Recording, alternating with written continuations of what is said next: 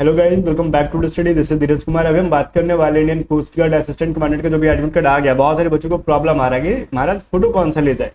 ये जो आधार कार्ड वाला जैसा मुंह आ गया, सुअर जैसा मुंह आया वो ले जाए कि तो चिकना चिकना आया वो वाला ले जाए। ठीक है, दोनों कहने का मतलब कौन सा फोटो लेके चले, या फिर एडमिट कार्ड तो आया है उसमें ड्रेस कोड भी मेंशन किया, तो ड्रेस कैसा पहन के जाना है, एडमिट कार्ड का कितने पेज को प्रिंट करा के जाना है, कैसा जाना है, हर डाउट को मैं क्लियर कर दूंगा अभी। ठीक है, जितनी लाइफ में क्लियरिटी आपकी गर्लफ्रेंड ने आपको नहीं दिया होगा उतना क्लियरिटी अभी मैं आपको देता हूँ। रुको, देखो गाइस, यहाँ पे सबसे पहले अगर किसी भी ट्रे आपने वो भरा होगा, लाइक मैंने भरा था जीडी के लिए, ठीक है, और किसी ने टेक्निकल के लिए भरा है, तो फिर उसका सबसे पहले तो सिलेबस सेम है। मैं ये चीज बता दूं, सिलेबस सबके लिए सेम है।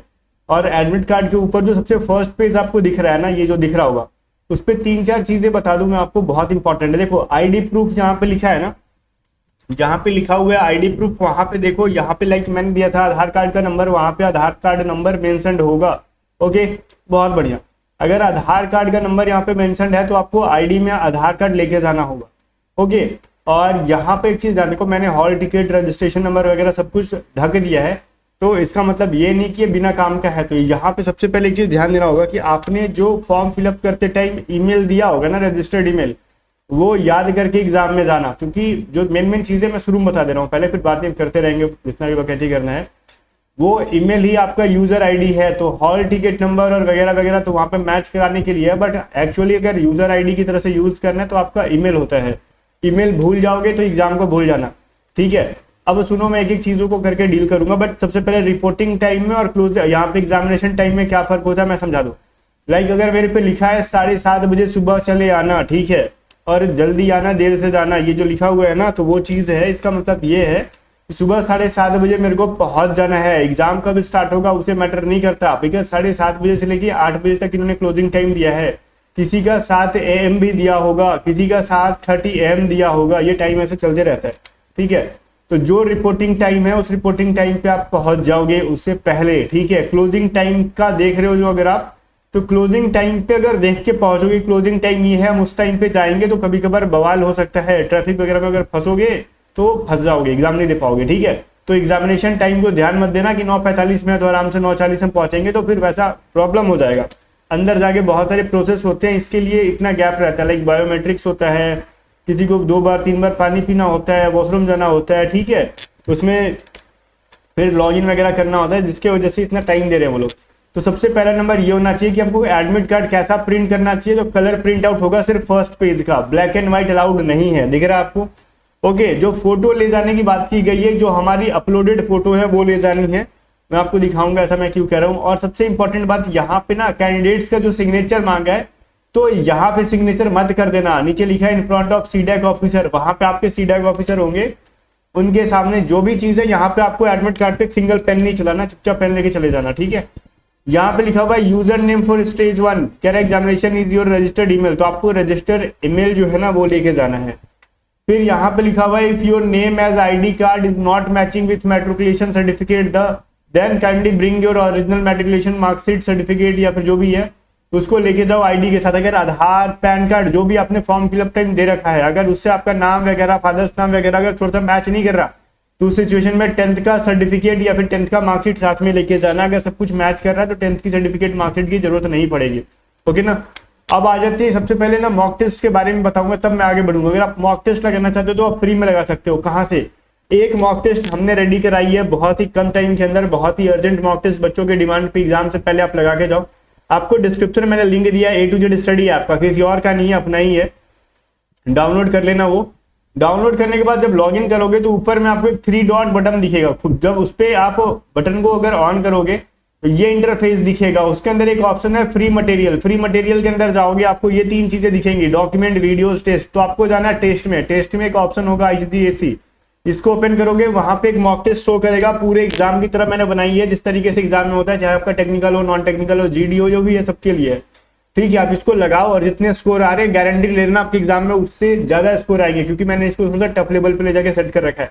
एग्जाम में इससे ज्यादा आपके स्कोर आएंगे और ये सबके लिए फ्री है। अगर आप हमारे पेड बैच में हो, ऑफिसर बैच में हो, कोस्ट गार्ड असिस्टेंट कमांडेंट के, तो ये मॉक टेस्ट आपको बैच में भी अवेलेबल करा दी गई है। ठीक है, और एक तो अब मैं लास्ट टाइम भी तो कहूंगा नहीं कि अगर आपने कभी बैच नहीं लिया तो आप हमारी बैच को ले लो, 900 की बैच है। इतनी महंगी बैच तो मैं नहीं कहूंगा कि 3 दिन के बाद आपका एग्जाम है और आप इस बैच को खरीदो, ये मेरे को पाप लगेगा इसमें।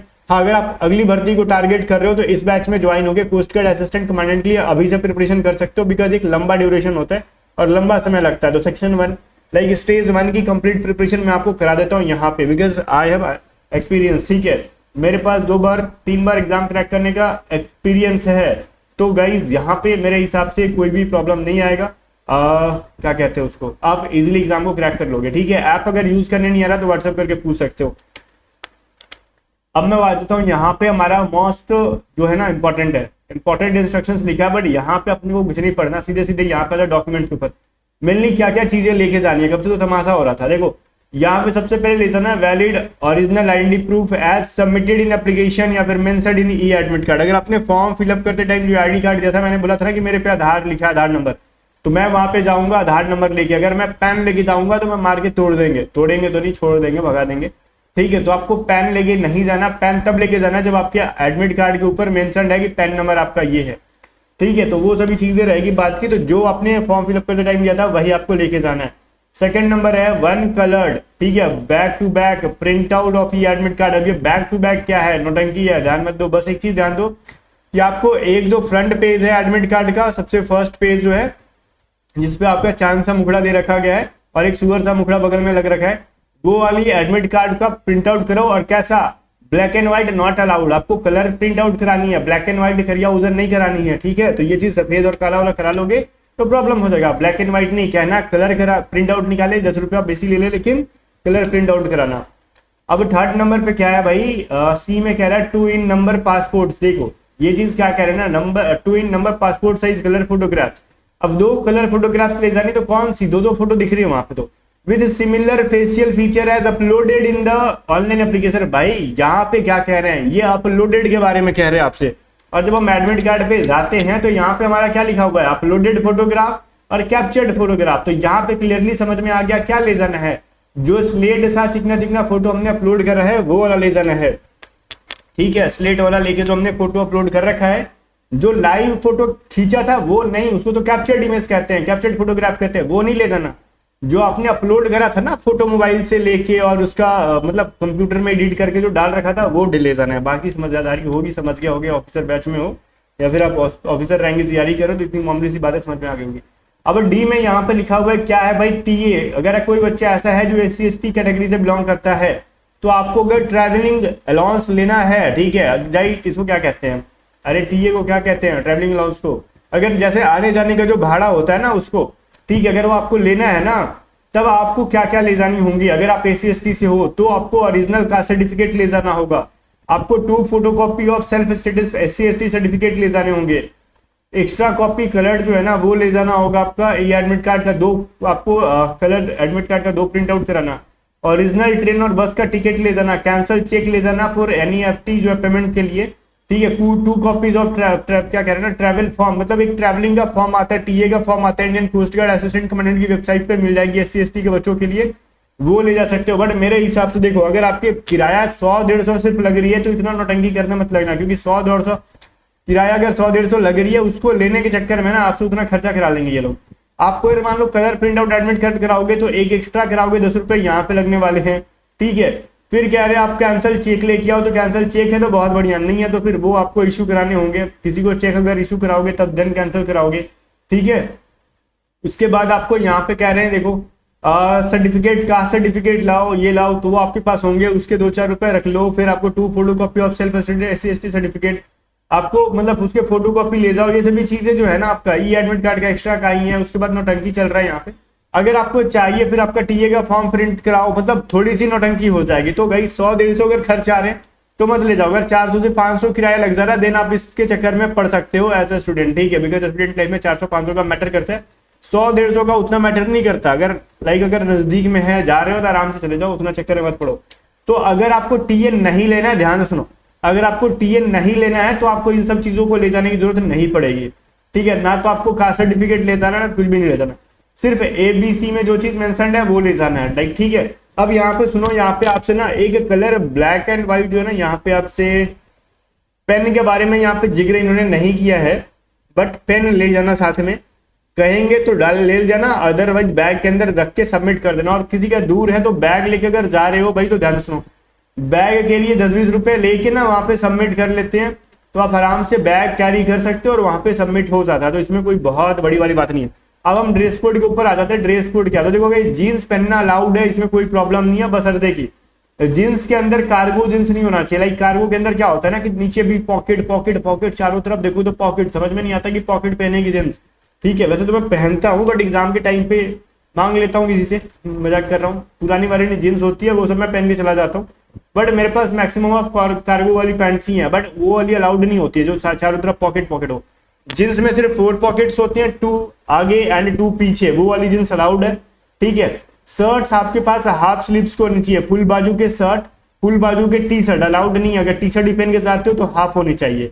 ओके, अगर कोई बच्चा शू पहन के जा रहा होता तो कोई प्रॉब्लम नहीं है, यहाँ पे शू बाहर खुलवा देंगे। ठीक है, ये नहीं कहेंगे ले जा फेंक दे, नहीं ऐसा नहीं। मैं तो जाऊंगा, अगर देखो मेरी तो बिहार से मेरे को जाना अगर वाराणसी, ठीक है, तो उस सिचुएशन में अगर मैं जाता हूं तो क्या लगता है कि मैं चप्पल पहन के जाऊंगा, इतना मतलब नीचे तो नहीं गिरना अपने को। तो गाइस वहां पे शू पहन के अगर जा रहे हैं, ठीक है, देखो चप्पल पहन के जाने से कोई नीचा नहीं गिरता। नीचा गिरने का मतलब आप समझे नहीं समझे, समझो भी मत, मतलब आस पड़ोस वाले ताना मार देंगे ना इसके वजह से, क्या भाई पैसा कमा रहा है खाली चप्पल पे घूम रहा है। तो ऐसे दोगले लोग भी होते हैं अगल बगल में, तो उन सबको इग्नोर कर पाना मुश्किल होता है। तो वो मैं बोल रहा हूँ, अगर उस सिचुएशन में आपको शू पहन के अगर जाना है तो आप जा सकते हो, नो प्रॉब्लम, बशर्ते कि बाहर खुलवा के रखवा देंगे। और वहां पे आपकी साली तो होगी नहीं कि आपकी जूता चुराएगी, आराम से खोल के रख दोगे, एग्जाम के बाद आके पहन के चले जाना। ठीक है, तो ये सब सीन था। और किसी का अगर कोई लड़का ऐसा है जो इयरिंग वगैरह पहन रहा होता है, हमारे कुछ बंधु लोग हैं जो कि कानवान छिदवा की इयरिंग पहनते हैं, तो घर पे खोल के जाना। अगर आपने कोई महंगी चीजें पहन रखी है कान में तो बिकॉज वो चीजें अलाउड नहीं करेंगे। गर्ल्स अगर रहती तो उनपे तो बैंडेज कर देते हैं, मतलब टेप चिपका देते, लेकिन बॉयज को 4 बात सुना के करेंगे। तो क्यों अपनी एग्जाम के टाइम पे बेइज्जती करवानी है। खोल के या तो बैग में रख के सबमिट कर लेना या फिर घर पे रख देना। और बहुत इंपॉर्टेंट चीज, अगर आपने गले में किसी भी टाइप का लॉकेट पहन रखा है, ध्यान रखना किसी भी टाइप का, चाहे वो देवी देवता का हो, फैशन वाला हो, पूजा पाठ का हो, वो उनको मैटर नहीं करता। वो बोलेंगे हिंदू मुस्लिम और क्रिश्चियंस को खोल दो। ठीक है, अगर आप सिख रिलीजन से हो तो आपका जो क्या कहते हैं उसको, पगड़ी, ठीक है, टर्बन जो होता है वो अलाउड है, उसमें कोई दिक्कत नहीं है। लेकिन अगर आप अदर रिलीजन से हो तो कैप जो है ना अलाउड नहीं है। अगर आप चश्मा पहन के एग्जाम देना चाहते हो तो वो चश्मा अगर हुआ ना, जैसे लाइक कंप्यूटर चला रहे हो वाला पहन के तो अलाउड कर देते हैं, लेकिन आप जो धूप में पहन के घूमने वाला चश्मा तो नहीं जाने देंगे। लेकिन जो कंप्यूटर चलाने वाला चश्मा होता है आराम से पहन के जा सकते हो, इसमें नो प्रॉब्लम है।